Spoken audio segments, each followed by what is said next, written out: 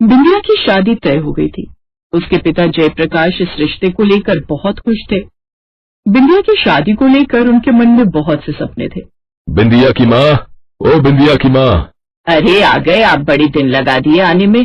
बोलकर तो 2 दिन का ही गए थे, और ये सब ढेर सारा सामान कैसे? अरे पहले बिंदिया को तो बुला लो, सब दिखाता हूँ। बिंदिया, ओ बिंदिया, तेरे पापा बुला रहे हैं। हाँ आती हूँ माँ। पापा आप कब आए? बस बिल्कुल अभी अभी आया। ये देख, मैं तेरी शादी के लिए क्या क्या सामान खरीद कर लाया हूँ। सारे सोने के जेवर, और ये देख कितनी सुंदर सुंदर साड़ियाँ और सूट। अब देख ले तुझे अपने पापा की पसंद कैसे लगी। पापा ये सब कपड़े बहुत सुंदर हैं, और गहने भी बहुत बहुत सुंदर हैं। सुनो जी, ये सोना तो काफी महंगा होगा। हाँ है तो, पर हमारी बिटिया की खुशी सबसे अनमोल है। मेरी बिटिया की शादी मैं खूब धूमधाम से करूंगा। अब बस कुछ ही दिन की तो बात है, फिर हमारी बिंदिया बिटिया पराई हो जाएगी। अरे समधी जी का फोन आ रहा है। हेलो।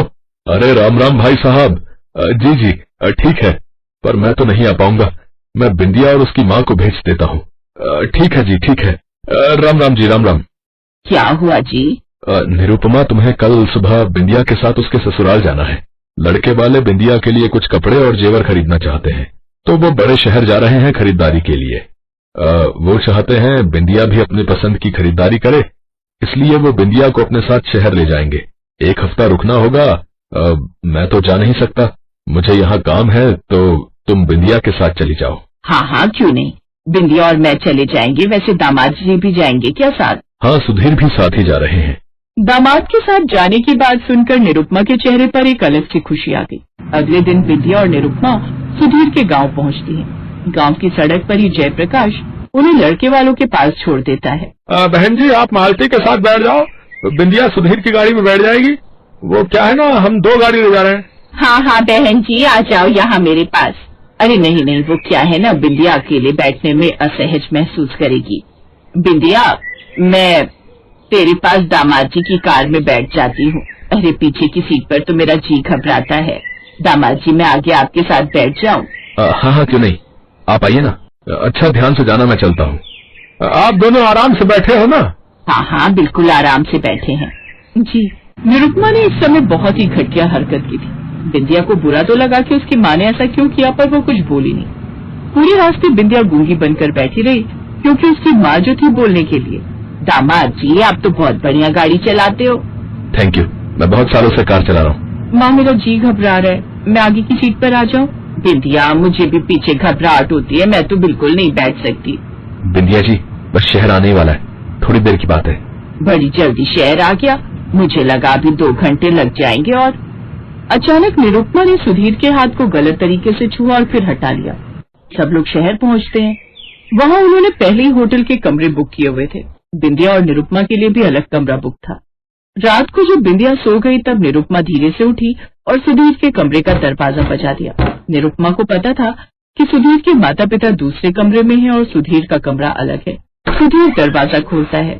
ओहो, माफ करना दामाद जी, मुझे लगा ये आपके माँ पापा का कमरा है। बहाना बनाने की कोई जरूरत नहीं है, अंदर आ जाओ। सुधीर की बात सुनकर निरुपमा खुशी से चौंक गई, और अंदर जाते ही सुधीर ने निरुपमा को अपनी बाहों में भर लिया। वैसे भले ही निरुपमा 40 पार कर चुकी थी, पर उसकी सुंदरता उसकी उम्र को सामने नहीं आने देती थी। तुम्हें देखकर लगता ही नहीं कि तुम बिंदिया की माँ हो। पहली बार जब तुम्हें देखा था तो मुझे लगा था कि तुम कोई बिंदिया की बड़ी बहन हो। सच? तुम्हें ऐसा लगा था तो मेरे से ब्याह कर लो ना। सोच तो रहा हूँ, सच कहूँ तो मुझे बिंदिया बिल्कुल पसंद नहीं। मैं खुद नहीं चाहता कि मेरी शादी बिंदिया से हो। मैं तो तुम्हारी तरह सुंदर और गर्म लड़की से शादी करना चाहता हूँ।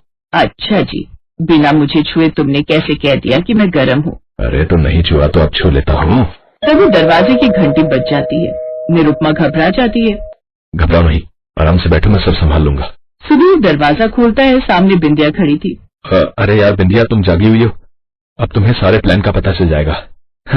मैं तुम्हारे लिए सरप्राइज प्लान कर रहा था, इसलिए तुम्हारी मम्मी को मैंने अपने रूम में बुलाया हुआ है। ओह सॉरी, वो माँ दिखाई नहीं दी तो मैं घबरा गई थी। कोई बात नहीं बिंदिया। दामाद जी, बिंदिया को अब आप किसी और दिन सरप्राइज दे देना। अच्छा अब आप भी सो जाओ, फिर सुबह खरीदारी करने भी तो जाना है। अगले दिन सब खरीदारी के लिए बाजार गए। विद्या कोशिश करती रही कि उसके होने वाले पति से उसे भी 2 मिनट बात करने को मिल जाए, पर सुधीर निरुपमा के साथ ही लगा हुआ था। सुधीर, लगता है तेरी तो अपनी होने वाली सासू माँ से अभी से खूब पटने लगी है। हाँ माँ, ये आदत बहुत अच्छी है, बहुत मेलजोल वाली है। सुधीर बेटा, थोड़ी देर चाहो तो तुम और बिंदिया एक साथ कहीं घूम आओ। शॉपिंग तो सारी हो ही गई है, शाम को वापसी जाना है। हाँ हाँ बेटा, जाओ, तुम दोनों कहीं घूम आओ। बिंदिया के चेहरे पर खुशी आ गई, पर सुधीर ने मना कर दिया। माँ पापा, अभी तो बिल्कुल भी हिम्मत नहीं है, 4 घंटे गाड़ी चलाकर जाना है, थक जाऊंगा। चलो वापस चलते हैं, फिर कभी आ जाएंगे। क्यों बिंदिया? बिंदिया ने हाँ में सिर हिला दिया। वो उदास हो गई, पर निरुपमा का चेहरा खिलखिला रहा था। सब लोग वापस लौट आए। शादी की तैयारियां शुरू हो गई। किसी को कानो कान खबर तक नहीं थी कि रात में निरुपमा और सुधीर घंटों घंटों फोन पर बातें करते हैं। अरे, सुधीर जी का फोन क्यों बिजी जा रहा है? कल भी बिजी था, एक बार और करती हो। हाँ हेलो। बिंदिया, क्या हुआ? तुम फोन क्यों कर रही हो? कोई काम है क्या? जी नहीं, वो बस। अरे मैं इस समय काम कर रहा हूँ, एक बड़े व्यापारी हैं, उनसे सौदे की बात चल रही है। दिन में शादी के कामों की भागादौड़ी होती है। अब तुम बीच बीच में फोन करोगी तो मैं परेशान हो जाऊंगा, व्यापारी भी आज से चला जाएगा।